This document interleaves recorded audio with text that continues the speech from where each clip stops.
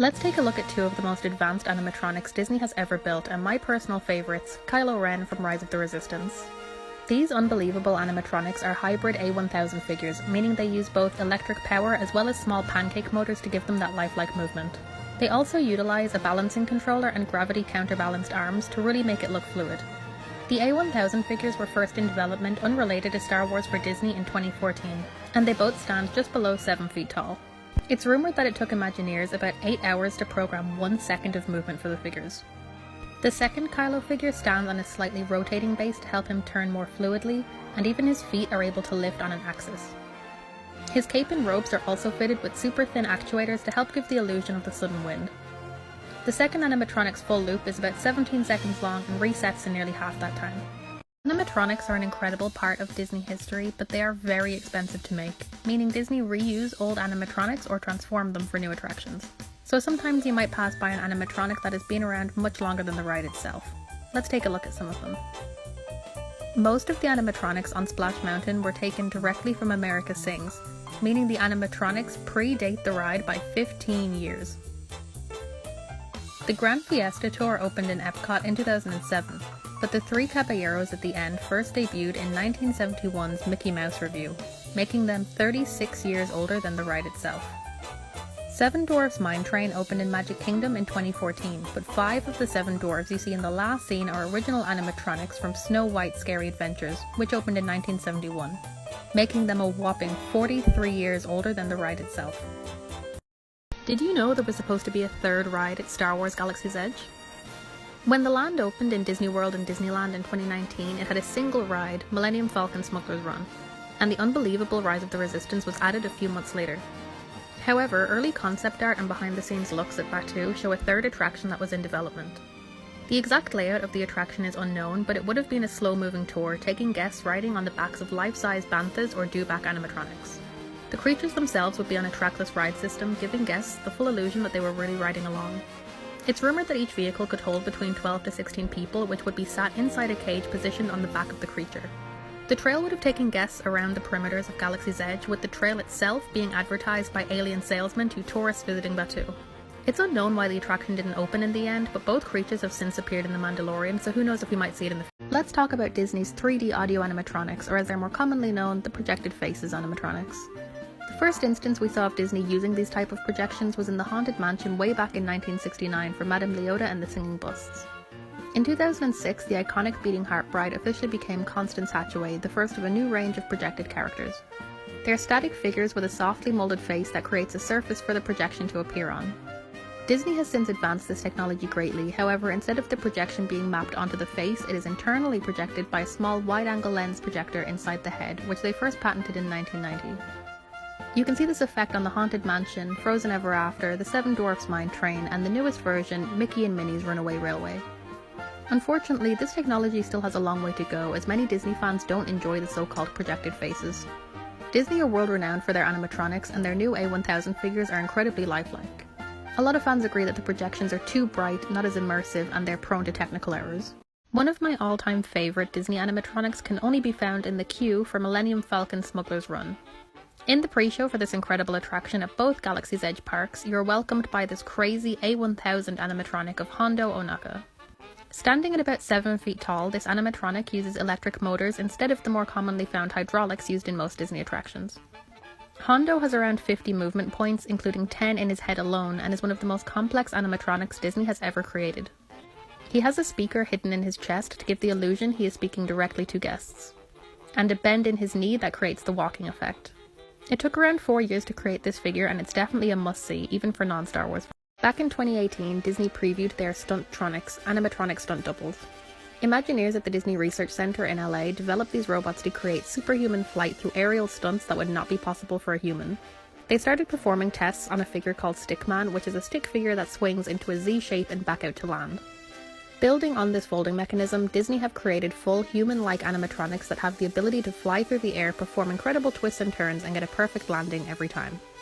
The robots are equipped with on- and off-board sensors that issue timed control signals, letting the figure understand and adapt to its current position in the air and analyze its trajectory. They are also equipped with many fail-safe features, allowing them to adjust their position in real time. In a patent filed by Disney last year, they said the ballistic animatronics have come in demand to provide unique and surprising entertainment to audiences where it'd be difficult to utilize live performers. And we'll be able to see it first in the new Spider-Man Web Slingers attraction at the new Avengers campus opening in California Adventure very soon. Hello friends, I'm back with another animatronic from the Disney Research Center in Los Angeles. So just over a year ago, the center previewed this animatronic bear figure that can accept items from humans in real time. The authors of the research papers explained that when they studied previous robot handovers, they were significantly slower than typical human handovers and worked to create this figure that accepts items at a much faster speed. The animatronic was tested with 3 types of handover: a long delay, which users deemed less warm, no delay, which users deemed more discomforting, and a short delay, which users deemed just right. The figure also has 3 speeds of movement, with users agreeing that the fast movement speed was more discomforting than the slow speed. The robot's equipped with a piece of soft hand that has a single actuated degree of freedom. It's also able to change handover location, meaning it can reach higher, lower, farther, closer, or determine when a human has or has not released the item. A few weeks ago, the Disney Research Center in Los Angeles previewed this insane new animatronic that uses a newly developed human-like gaze to interact with guests in real time. This robot has the ability to mimic blinking and breathing. In a paper titled Realistic and Interactive Robot Gaze, the authors mentioned that such animatronics can directly engage and interact with people to produce deeper immersion in storytelling. Also citing how important a lifelike gaze is for human interaction and conveying emotional states. This animatronic bust has 19 degrees of freedom, but only 9 are being used in this video. The bust has a mint eye camera mounted to its upper torso and has a more limited range of view than normal humans, but just enough so it can detect where a human is looking and then engage with what the human is doing, such as waving or tilting their head. This is an amazing advancement in technology and could mean extremely interactive character meets and shows at the Disney parks.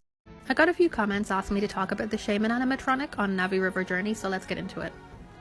Navi River Journey opened in Animal Kingdom in 2017 with Pandora: The World of Avatar. This incredible water-based attraction took 6 years to produce, and along with the rest of Pandora is an extremely immersive experience and an absolute feat of Imagineering, with the highlight being the Shaman of Songs animatronic. The Shaman is the most advanced animatronic Disney has ever built, standing at nearly 10 feet tall and weighing 375 pounds. This extremely human-like animatronic has 42 degrees of freedom in the head with a huge range of facial expressions. The figure also has independent shoulder movements in the 9 DOF arms, allowing her to move her arms and fingers in beautiful fluid-like motions. At least 20 of the actuators and parts were custom built and designed by Disney to keep the Shaman running for 16 hours a day, 365 days of the year at Disney's Animal Kingdom.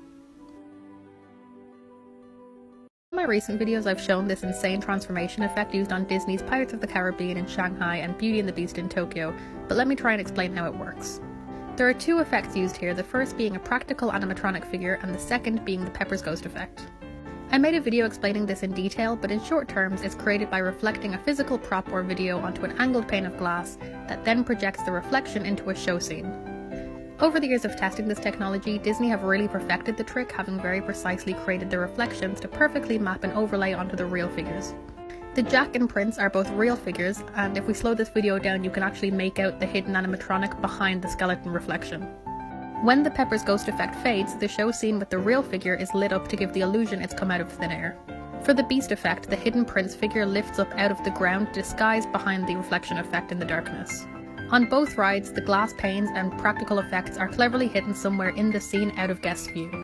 Sometimes when making animatronics, Disney will use the same face mold for different characters, meaning 2 characters can have exactly the same head but look totally different depending on how they're styled. Here's some examples. So Red from Pirates of the Caribbean is also Jane from the Great Movie Ride. Speaking of pirates, most of the pirates on Pirates of the Caribbean use the same handful of faces. They're actually pretty easy to spot when you know when you're looking for them. Next up is going to be the Mayor from Phantom Manor in Paris, is also the Dreamfinder from the original Journey to Imagination at Epcot. The Grandma on the Carousel of Progress is also the Grandma in the Haunted Mansion. And a lot of the Spaceship Earth characters are actually presidents from the Hall of Presidents, such as Teddy Roosevelt being a Roman senator, the Riding Monk actually being John Adams, and everyone's favourite is Dwight D. Eisenhower as the mandolin player. What an icon. I recently made a video about Disney animatronics and used this video of Belle in the intro. Apparently a lot of people have never seen it, so let's talk about it. This incredible Belle is one of the many animatronics that can be found on the Enchanted Tale of Beauty and the Beast attraction at Tokyo Disneyland. The trackless ride officially opened in September 2020, being the first Beauty and the Beast ride-through attraction in the world. The Imagineers that created the animatronics for this ride worked very closely with real Disney animators, including some that actually worked on the movie. The ride is one of the most impressive Disney has ever created and features dozens of lifelike animatronics, including Philippe, the Beast, Lumiere, and of course Belle. One of the most impressive effects in this ride is the transformation scene, where we see the Beast literally transform into the prince right before our eyes. It's a really clever mix of animatronics and the Pepper's Ghost effect. If that wasn't enough, the ballroom scene at the end actually features Belle and the prince dancing together, lifting their feet and actually moving and dancing around. I got this comment asked me to explain the Disco Yeti, so let's go. Expedition Everest opened in Disney's Animal Kingdom in 2006 and was at the time the most expensive roller coaster in the world, costing about $100 million. The star of this attraction was the Yeti, the largest and most complex animatronic Disney has ever built. Standing at 25 feet tall, weighing 4 tons, with a range of movement up to 5 foot horizontally and 18 inches vertically, controlled by 19 actuators. The Yeti was incredible and a must-see for any guest. A few months after the ride opened, the framing of the animatronic split and would destroy whole sections of the attraction if it continued to operate in its full motion, what Imagineers call A-mode, as the figure is built into the structure of the actual mountain. To repair the Yeti to full operating mode would require literally dismantling the mountain. So as a compromise, Disney placed the Yeti in B-mode. B-mode means the Yeti is essentially turned off and uses strobe light effects to give the illusion of movement instead. Since then, fans have lovingly named this the Disco Yeti, and Imagineer Joe Rohde has been plagued with fans asking him to repair it ever since. Let's talk about the dragon underneath the castle at Disneyland Paris. So I've mentioned this dragon a few times in my last videos, and it seems a lot of people didn't even know it existed, so here we go. Disneyland Paris is the only park to feature a dragon underneath the castle. This Dragon's Lair is a walkthrough attraction that is accessible via a small cave to the left side of the castle entrance, as well as a small entrance at the glassware shop inside the castle. This incredible animatronic dragon is one of the largest Disney has ever built, measuring 89 feet from head to tail, and has an impressive range of motion where it can puff out smoke, thrash its head around, and move its tail. The attraction's background is inspired by the Fox and the Hound, and while most people believe it's Maleficent as it is under Sleeping Beauty's castle, it is actually the dragon friend of Merlin. The dragon's actually a copy of the one that once existed for Cinderella Castle Mystery Tour in Tokyo, and the scale model was retrofitted into Disneyland Paris along with some additions to missing body parts. The dragon's movement is to appear non-threatening as he would be to Merlin, and the room is always kept at least 10 degrees colder than the outside of the park. Small devices about the size of 4 cubes of sugar are used in the water to create the smoke effect. Have you ever been on the Haunted Mansion at a Disney park and wondered, how do they make the ghosts? Well, let me tell you.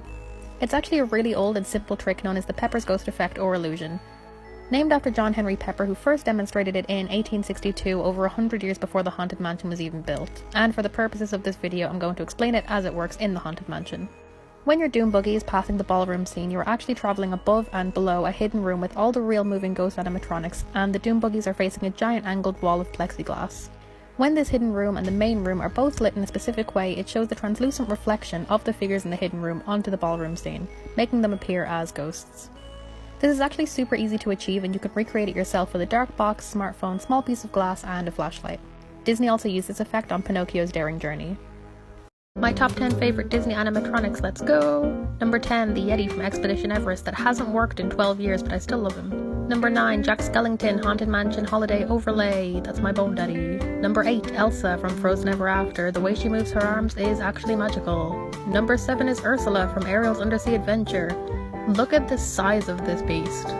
Hell yeah. Coming in at number 6 is the dragon under the castle at Disneyland Paris. It's a literal dragon. Part 2 coming soon. My top 10 favourite Disney animatronics Part 2. Coming in at number 5 is Hondo from Smuggler's Run. I can't believe this isn't a real person. Truly. Look at it. Then coming in at number 4 is Red, Pirates of the Caribbean. Because feminism. And gingers. Number 3 was a close one. I'm going to choose the Phantom from Phantom Manor, my favourite attraction of all time, although I do prefer the older version. Beaten by number 2, the Hatbox Ghost. He waited so long to come back to the Haunted Mansion and now he's here. Only beaten by number 1. Kylo Ren, Rise of the Resistance. This is literally the most amazing animatronic, and I've never even seen it in person. I don't want to disclose the other reasons.